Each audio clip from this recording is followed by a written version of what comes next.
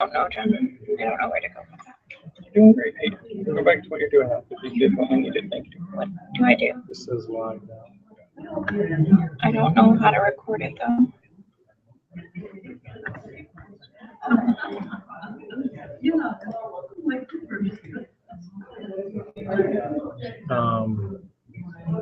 Put a settings maybe at the top.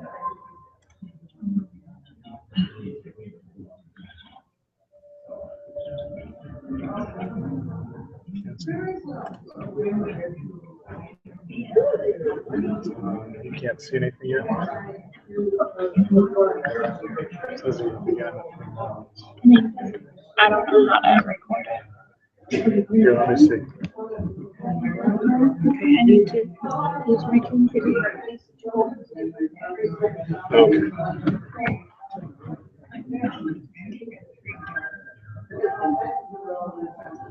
Viewers 0. Did you schedule it right for the start time? We scheduled it for 1:45. Hi, Tom. Yeah. How did you? How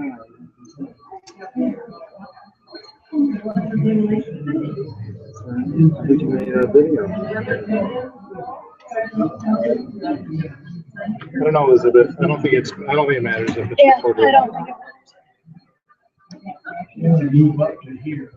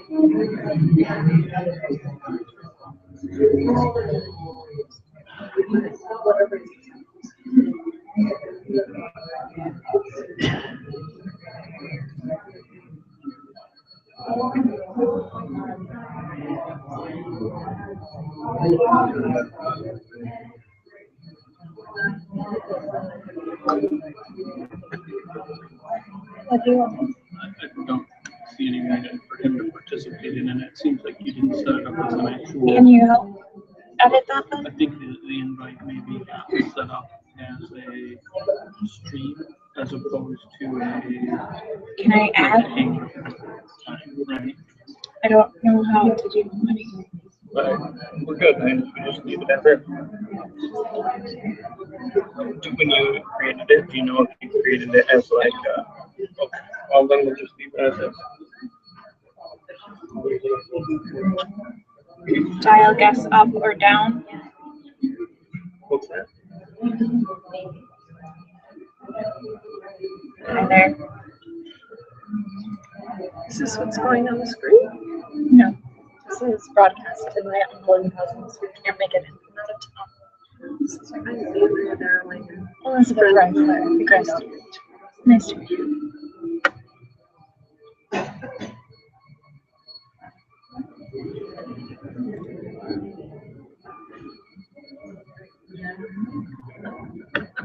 As guests join, hide their audio and video from my broadcast.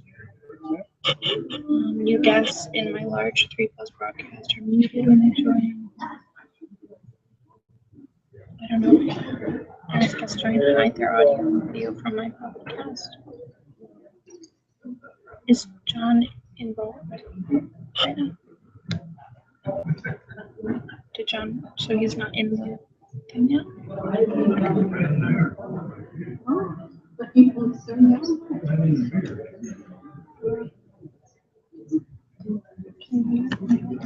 Can I what? Is he joined? It doesn't say he's joined. Well, it turned into some stream.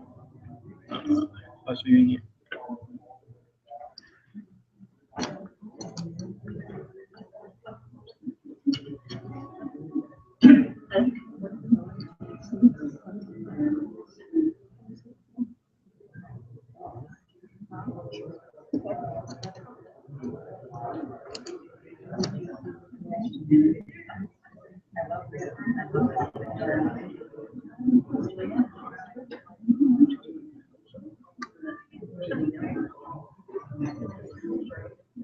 Really, it goes to like it's just live stream.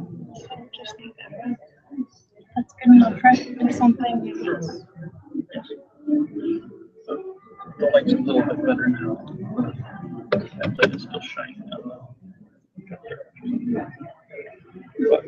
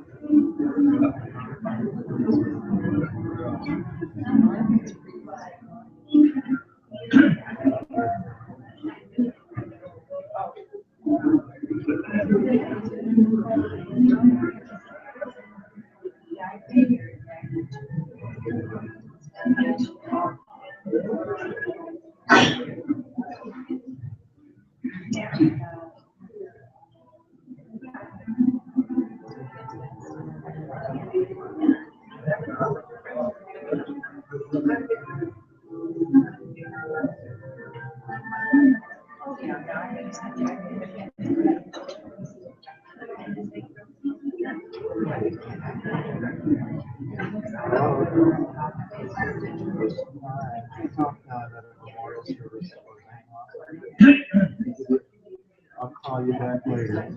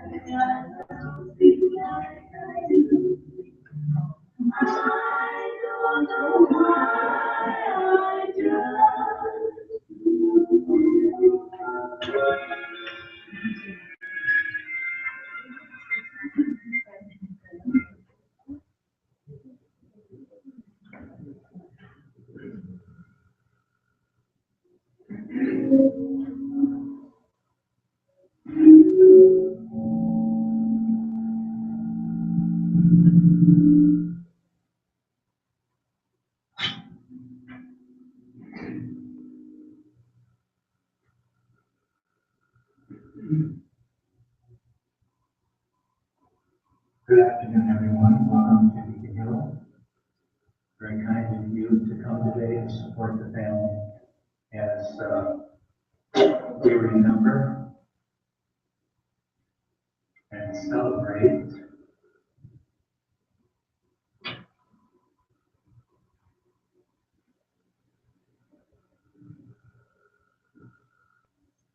the life of Dr. Hoffman. For some of you, that maybe had been your first introduction to a group of ladies called the Andrew Sisters. They cut that song back in 1946. And we just say that was a little before my time.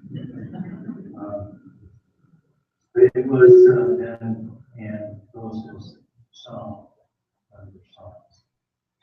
And through the amazing internet, we can capture all these things today, and we're able to do that to start the service. My name is Richard Hyde, and I'm the chaplain here at Beacon Hill, and I'm very pleased to be able to be the facilitator at this service.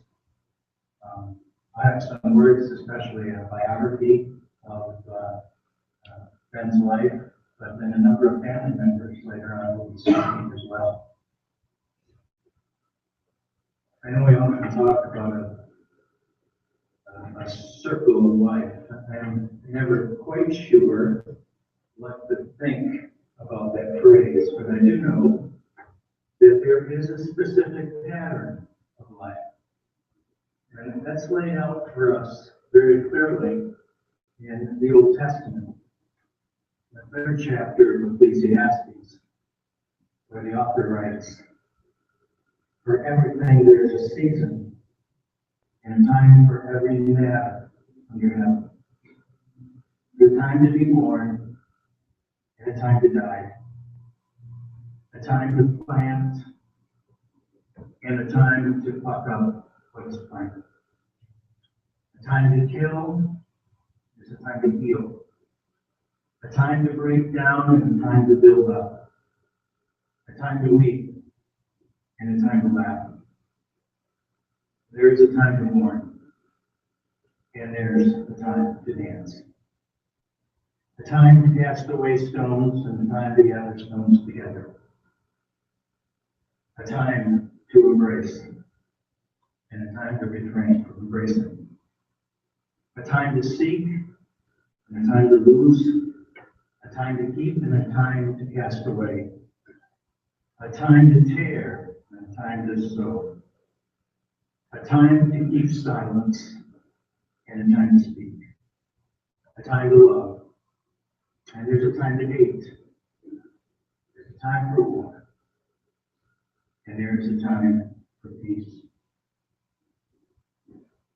He writes later in the chapter, "I perceive that there's nothing better for them to do than to be joyful and to do good as long as they live.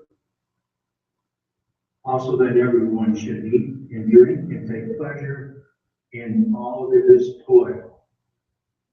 This is God's gift to man."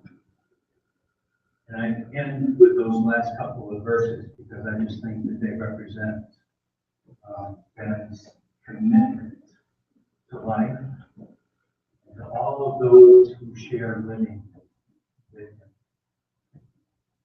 I want to take a minute and to Phyllis, Cathy, Patricia, Stephen, and grandkids. I know some of the names. I'm so glad for you to be here. And Phyllis, I'm glad you're here at Deacon Hill because we look forward to walking this new chapter of your journey with you and encouraging you in any way that we can. Many people here share your sorrow, and there'll be a lot of encouragement for you. And I know the journey is going to be hard, very, very different than before. And I think you'll find that at least gives you some assurance that there's a group that you know.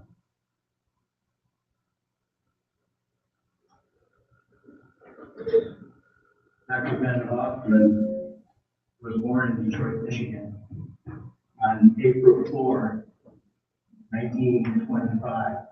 April 27, 1925. I have trouble reading numbers at times. He was the 3rd son of Russian immigrants. Ben's dad had immigrated 9 years prior to the Eastgate to bring his wife over. So Ben's oldest brother was born in Russia. His next brother and himself were born here in the Detroit area. All 3 of the boys became doctors. The 9 years of separation took a toll on his parents' relationship. Ben grew up in a home in which there was significant tension. Undoubtedly, an experience which shaped him and tempered his calling. At age 17, upon graduation from Detroit Central High School, which is probably the strongest academic high school in the Detroit area at that time, Ben joined the Army, and he was assigned as an ambulance driver, and was, as a 17-year-old boy, unfortunately part of the first group of soldiers to enter Dachau in its liberation. Again, undoubtedly something that shaped him and his home. After 3 years in the Army, he returned to do his undergrad at Wayne State University. During that time, Ben met Phyllis, and let me just say that there were significant sparks. They fell madly in love, and I don't say that lightly. Theirs was a true and long love affair for 67 years. While they were on their honeymoon, Ben heard that he had been accepted into Wayne State Medical School. He pursued his medical degree in psychiatry. He was a committed practitioner of Freudian psychoanalysis, and he was a true and masterful psychoanalyst. During that time, they were blessed with 3 children: Cathy, Patricia, who would marry Stephen, who you hear from in a minute, and then Eric, who was not able to be here, and his wife, Kari, 9 grandchildren, and 7 great-grandchildren. He often practiced in his home in Detroit, where many psychiatrists practiced at that time out of their homes. And he practiced in the Detroit area until 1975, until they moved to Grand Rapids. He became the medical director of the Grand Rapids Child Guidance Center, where he had consulted for a number of years prior to that. He practiced his craft well, and it wasn't until 2012 until he retired from his practice. Although even then, it's hard to say that he really retired. There were always phone calls, there were always people to talk to, and he was always open and willing to do that.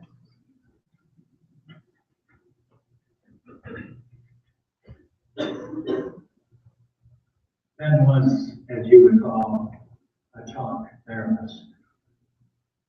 He used prescription meds very, very cautiously. And so was in his own life, because you will find that his life was very consistent between his practice and his daily behavior.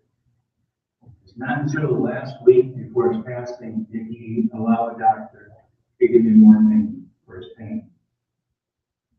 My guess as a psychotherapist, I believe that pain wasn't something to be wasted. That in pain, there's much to learn. And I think he learned from that pain for as long as he possibly could. He was a consistent man. I believe it'd be trite to call what he did a profession. I think it's more accurate to say it was a calling. Maybe even more accurate to call a lifestyle, because there was so much consistency between how he practiced his work and how he lived his life. He believed in a simple life. Things to him were not important. People were important. He drove vehicles longer than most of us would drive vehicles. And if they broke down, he would try to fix it first. As he tried to fix everything physical in his life. But when I say that people were important, it's important to make you know that most important was Phyllis and his children and his grandchildren. And if you saw the video before you came in, you saw multiple pictures with great-grandchildren. You saw the delight in his face and that wide, round smile. For laughter that he had. he made time for people. And in a moment, you'll hear from some of those people, and they will tell you stories of how Dad and Grandpa made time for them. As I look at what I have learned from this man as a believing and practicing Christian, I can say that he exhibited many Christ-like characteristics. He was not a Christian. In fact, he practiced no specific religion, but he was a very spiritual man. And he was a good and a decent man. On Monday, December 22, around 7:30 in the morning, Ben lost his battle with cancer. And surrounded by his family, he left this life with a strong legacy. Earlier this week, he was cremated. His ashes will be spread this spring at some time at the farm that he loves so much in Rockford, Michigan.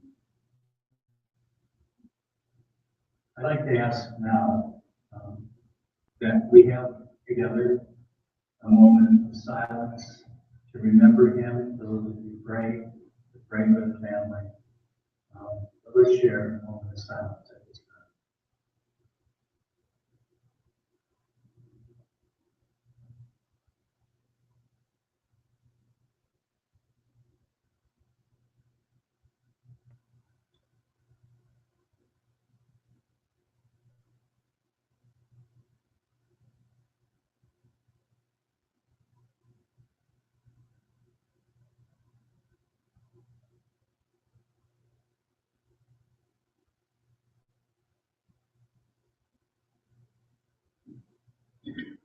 Thank you.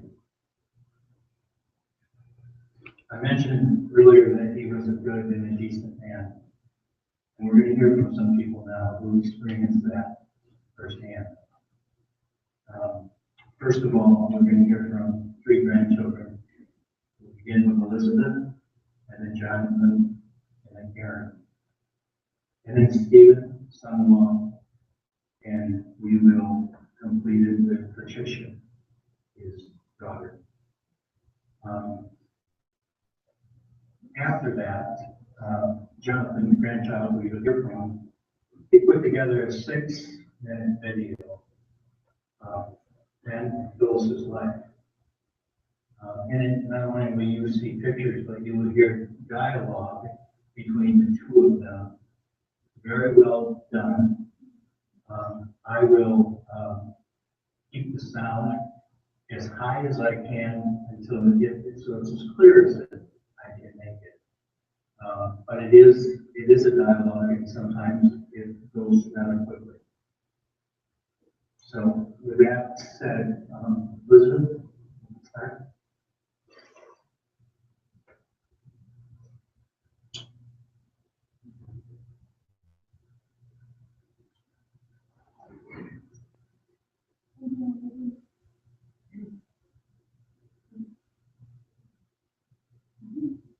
Thank you all for being here.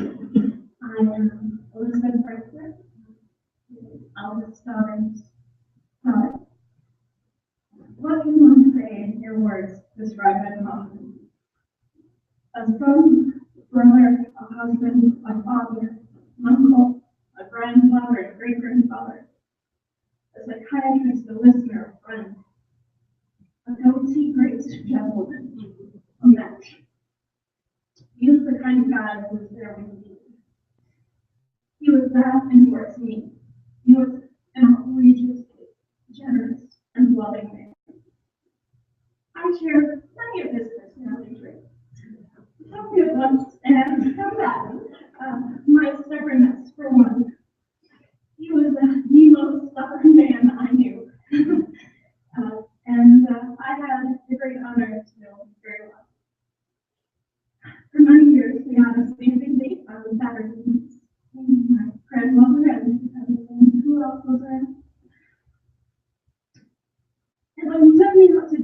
would very correctly and genuinely thank him. He would graciously, teasingly say, "Don't cease to mention it." He would retract this after about the 200th thank you, though, and settle for "You're welcome." I took ridiculous pride in being more stubborn than the most stubborn man I knew. He could be mean and uncompromising, and some of his lectures through my growing years brought me to tears. But he was also a safety net, a lifeline of rock. He was there, dependable and trustworthy. He was on the quiet side, but if he had his eager and engaged audience, he could lecture for an ending hour on philosophy, psychology, and religion. Sometimes I had no idea what on earth he was talking about. But then he would circle back to his thesis, his argument, the more lasting ones being "You've got to love yourself," or "Everybody has their own truth," or "Everybody does the best they can do." And then again, he was just as likely to lecture to an unwilling audience, or that was either his age. He did the best he could, and I might be biased, but I think he did really good. He wasn't an extravagant man. The material comforts he enjoyed only for himself were few, and he was very generous with both his time and his money and other resources. The newest clothes I can remember seeing Papa wear was when he was the best man in my eldest brother Aaron's wedding. Otherwise, his clothes were bleach stained, paint splattered, dirt encrusted, and riddled with holes and tears. Not to mention that they were fashion statements from the 70s. He drove beater cars, and he drove them until he couldn't drive them any longer. They were filthy. None of his cars were new and shiny, pristine. Papa's cars, on the other hand, schlepped the dogs and carted the trash and were never clean. Smelled terrible, thanks to his predilection for cigars. So, almost the 70s. Being the image-conscious child that I was, I would make Papa park around the side of the elementary school building if he was listening to pick me up. God forbid I see him in his Volkswagen Rabbit or the little Fugio that, was covered in dirt and remnants. What else? But if it was spring, that meant the DeLorean was out. And it was very, very cool to be seen in the Back to the Future car. He had unassuming presence, all skinny, quiet, dignified, the ratty old clothes, beater cars, but more often than not, dirty glasses. He carried himself with his self-assurance and pride. He knew exactly who he was, and he was comfortable in his own skin. No apologies, no excuses for just being himself. He was always in the midst of one project or another. Papa's favorite store was Nars. And due to this non-Esther's condom, an author did phrase by the old man, from the Latin we translated to "There's no accounting for taste." He drank good wine, much too good for my immature palate, but he loved his vino, his wife, my Nana, Phyllis, his children, Cathy, Eric, and Patricia, and their children. He didn't like television, hated phones for more than a minute, and didn't like to go to the movies. He only went to see Shrek in the theater because he was misled to think it had something to do with the Yiddish-speaking character, as opposed to a green overwood Scottish accent. He nurtured my love of classical music years ago, and he was there, and he finally did it. His passing is a great loss to our family. He will be sorely missed and dearly remembered.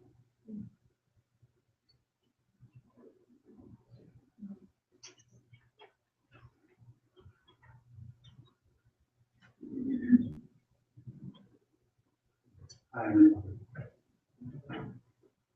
Today we celebrate my papa, grandfather, father, husband,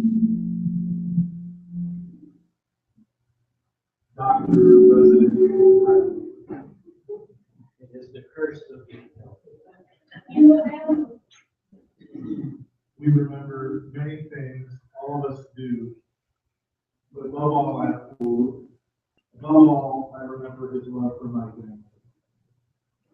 If there's a silver lining in his stubbornness, in the stubborn ways, it was in how steadfast his love was for his wife, children, grandchildren, and great-grandchildren. He poured his heart, his soul out, and wanted for little. His were simple joys: a nice glass of red wine, a cigar in his middle years, working with tools, symphony music, humming to the melody, talking about philosophy, having real conversation, but above all else, being with us, having his family and friends around. His smile warmed you for hours. Papa would say, "Your truth is what you say is true." He told me just before he passed that he would be watching us from heaven. My truth, and it may be yours too, is he is here with us now, and he always will.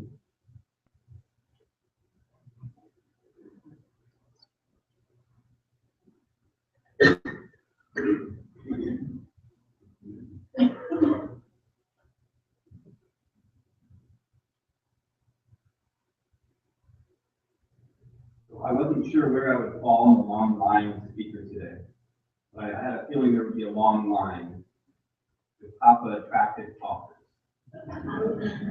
creative talkers. He dedicated his entire life to teaching people how to talk about themselves. So for the sake of argument, I'm going to talk about myself now, maybe even brag a little bit. I've lived an exceptionally privileged life, surrounded by many people who showered me with love and affection.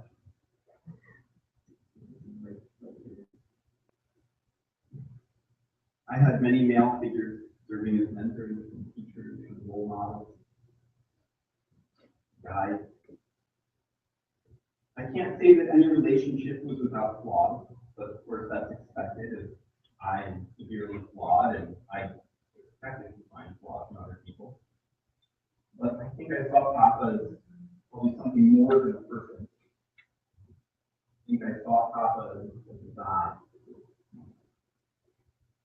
I don't need to deify him, convince anyone he was perfect, obviously. And furthermore, I'm talking about myself.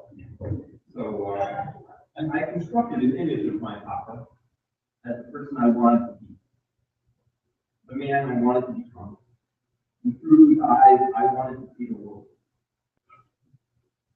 In one sense, I think that is exactly what a God is. I don't know when this began, this idea,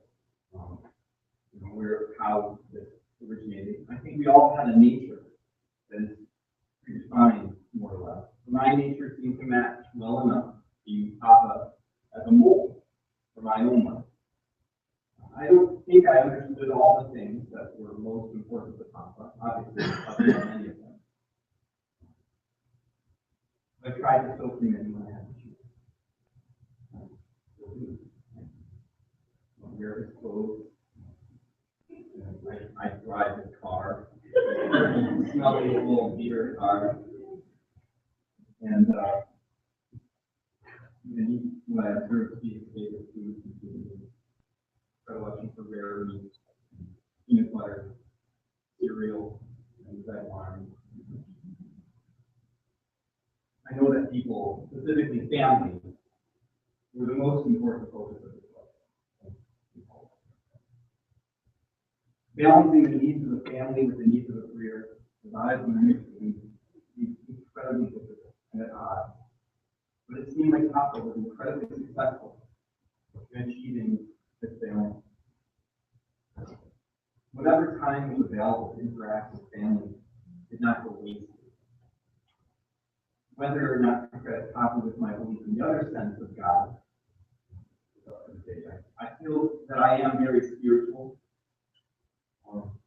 but I don't think I believe in a divine power independent of myself. I believe that God is created each time we interact with the world. Whether that object of our attention is a person, place, or a thing, I believe that experience is God. And God is therefore something shared. By my definition, I think God is the thing that fills us. God is relationship. Now, discussions about these exact sorts of topics were at dinner with topics. They move stimulated the imagination, brought us close together emotionally and intellectually. He had a way of both challenging and accepting whatever people had to say. But rather than being draining, these conversations were exciting and meaningful. I'm sure that everyone who knew him would know he said you should focus on yourself and your needs first and foremost. And you could never make someone happy. And in such, his life was like the Zen koan of Drill. Because he made himself laugh, sacrificing anything he had to do in order to make other people happy. Whether or not he was trying, he made me so happy.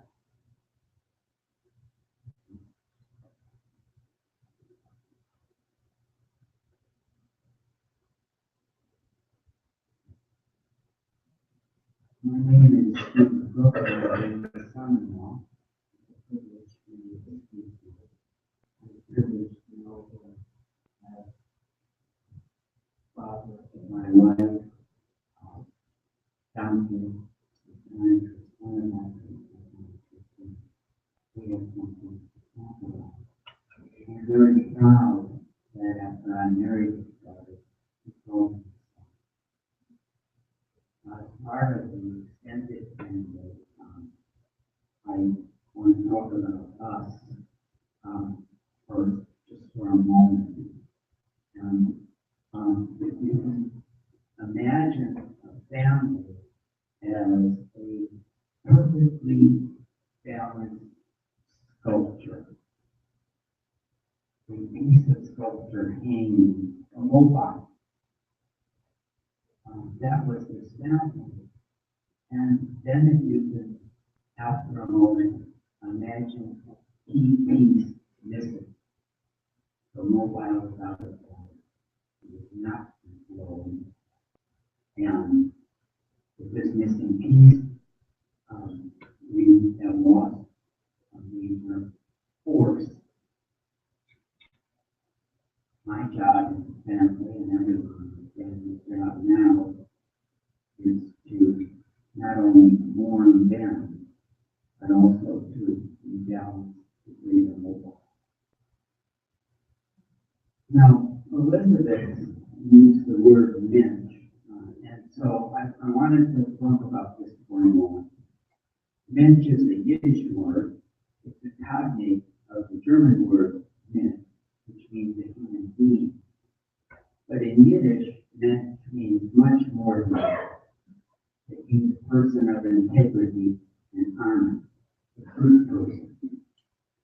The word is migrated. The linguistics people call this a loan, L-O-A-N word, into American English. And it means a good person or a stand-up guy. But it is much deeper than that. The key to being a real man is nothing less than character rectitude, dignity, a sense of what is right, and being responsible. The term is only really used as a high compliment, expressing the rarity and value of all the individuals of the world. Hoffman was the quintessential man. Hoffman was a real man. He is the prototype of a real man. He was a role model for me as a husband, a father, a grandfather, a doctor, and psychiatrist. A true man.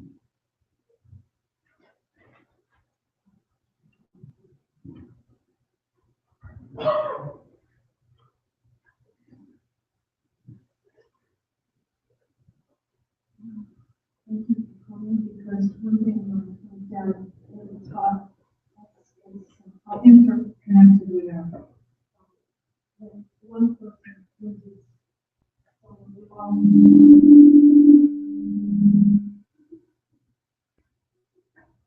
So I want to take you on the journey, first of all.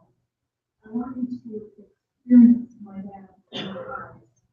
Because when I was really little, and for many years, he would invite me to his lab after dinner in his old dilapidated chair, and he'd bring out Dante's Inferno, or the Bible, or great poetry. He'd read to me as punishment. So I just want you to imagine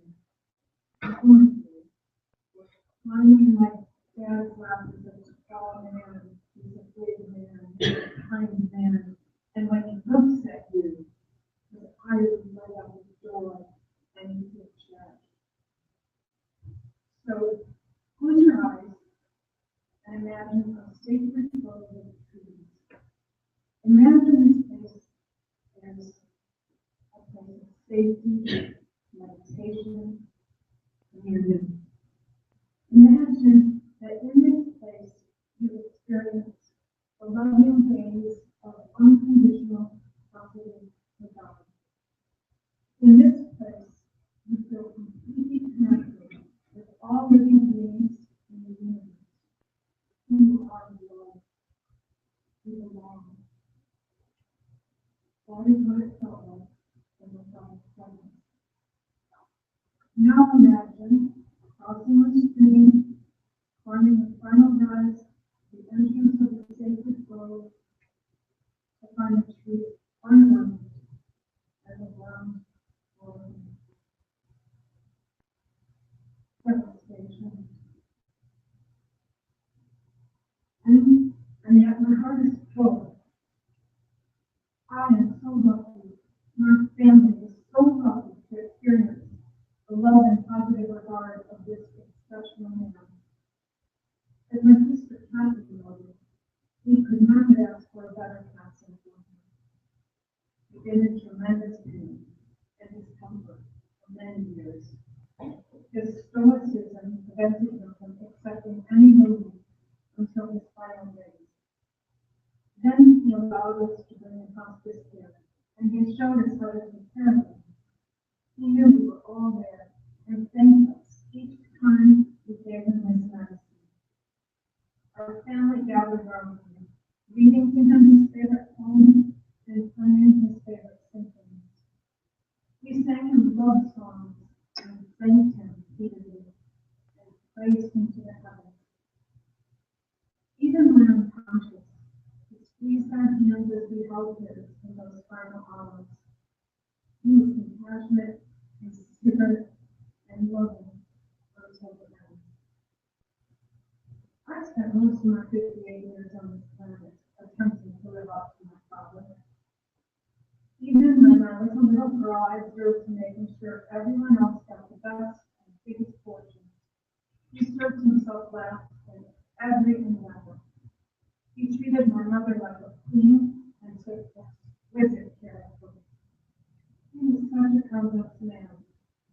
Stubbornness is him of precision, language, rational and logical in his thinking, and yet completely able to abandon himself to stillness and playful affection. He showed us the joy and wonders of nature, deeply moved by deer in the woods, by a hawk in flight. He was always greeted joyfully by our family dogs and took great pleasure in the loving bump of the dog's tail. He was so completely present, curious about everything, and tenderly playful. He knew what it felt. We knew. I don't know if we knew. I was going to say we knew what it felt like to be cherished. We tried to show him that. I don't know if he ever knew. But his eyes would light up with joy when he greeted us.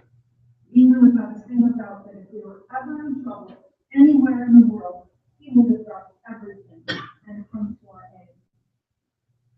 He was a Renaissance man who believed in being educated in every aspect of life. He was a dedicated physician who saw his work as a calling and vocation.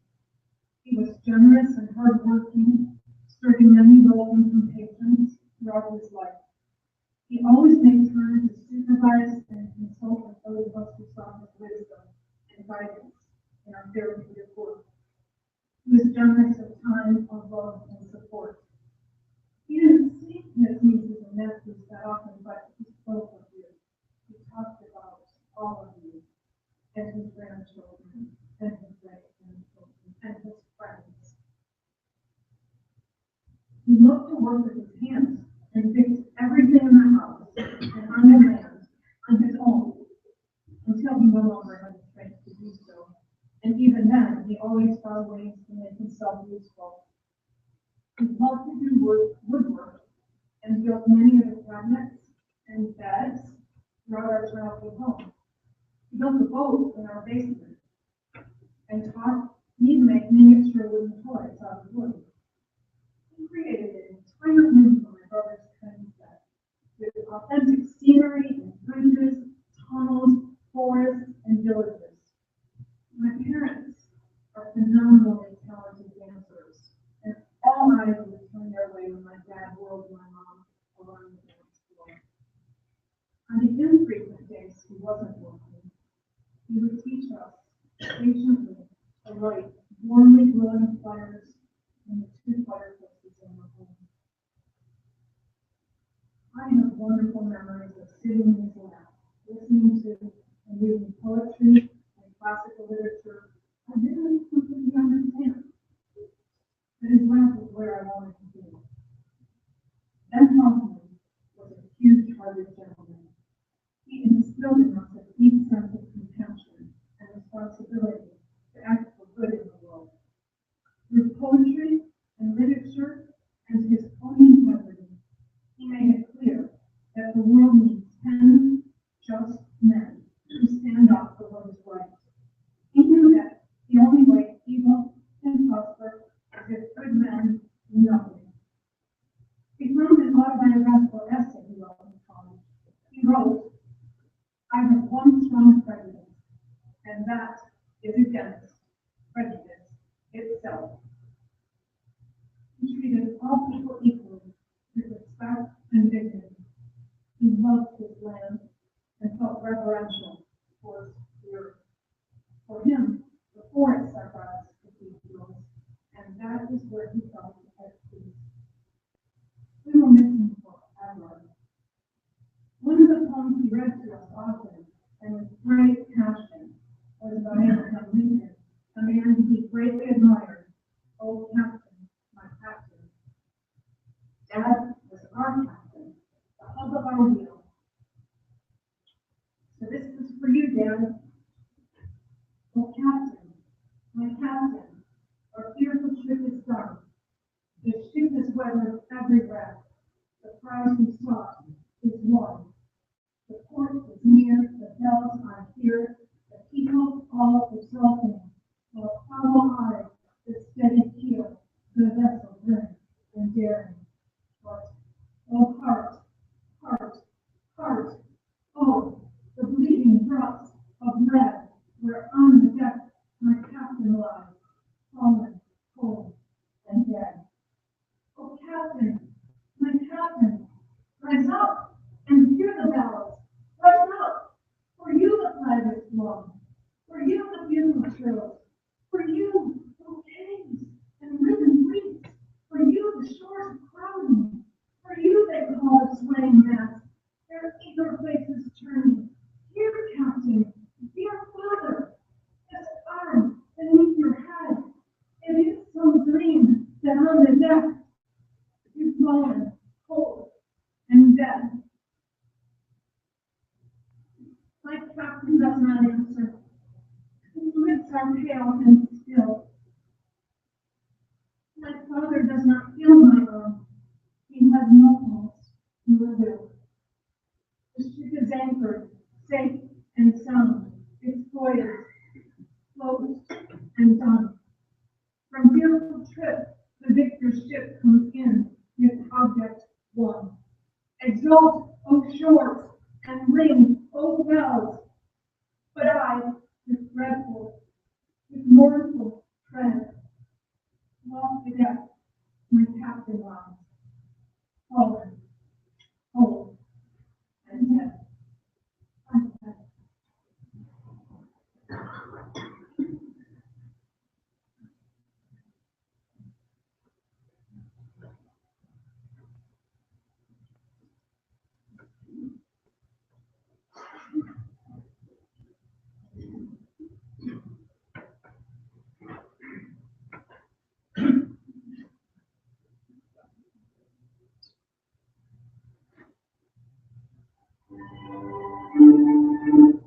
I married you because I was crazy about you.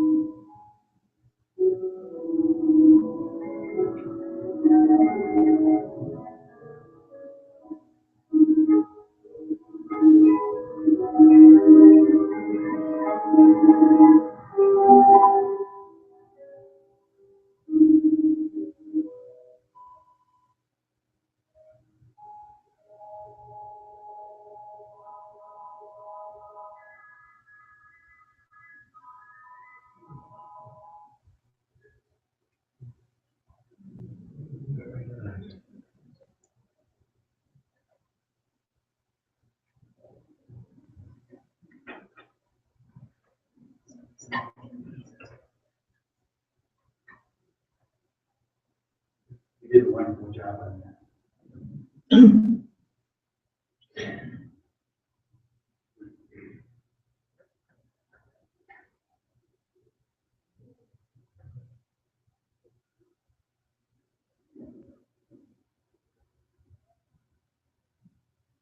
I would like to close this afternoon, just returning quickly to the Old Testament again. I mentioned earlier that Ben's profession was more of a consistent lifestyle. There's a song in the Old Testament that I believe is a lifestyle song. I believe that it tracks life from the very beginning until the very end. And it shows God governing. Notice as I read it, first of all, the expectation or the exclamation in which David says, "The Lord is my shepherd." Two expectations. He says, "I shall not want." Not a feeling, notice, it's a decision. I shall not want. And also a decision that says, I will not fear evil. It takes so much faith, but it brings so much peace. And then finally, he gives an exaltation in which he says, my cup runs over. It's not only that there's enough for me, he says, there's enough to share. There's enough for other people as well. I believe living out that model would, I think, result in a very meaningful and productive life. Psalm 23. The Lord is my shepherd, I shall not want. He makes me lie down in green pastures, and he leads me beside still waters. He restores my soul. He leads me in paths of righteousness for his name's sake. And even though I walk through the valley of the shadow of death, I will fear no evil. For you go with me. Your rod and staff bring me comfort. You prepare a table before me in the presence of my enemies. You anoint my head with oil. My cup overflows. Surely goodness and mercy shall follow me all the days of my life. And then I shall dwell in the house of the Lord. Lord God.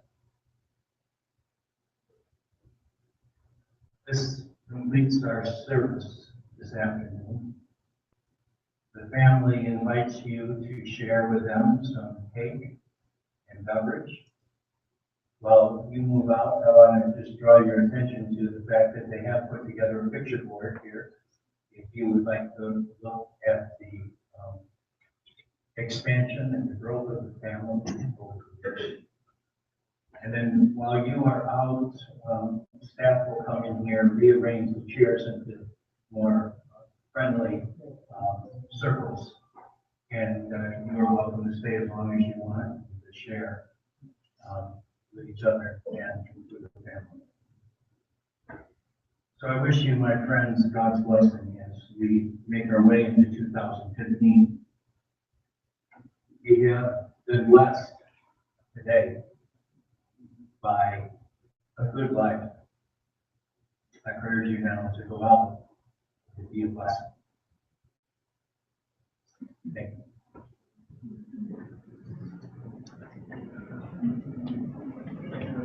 you.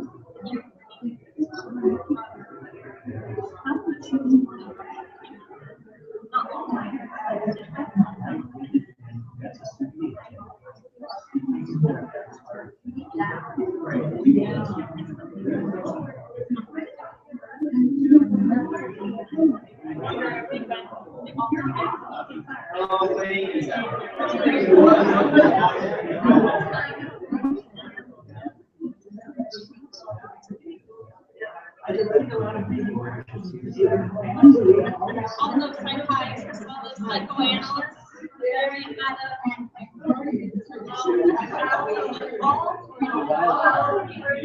you know it. Go into the professional.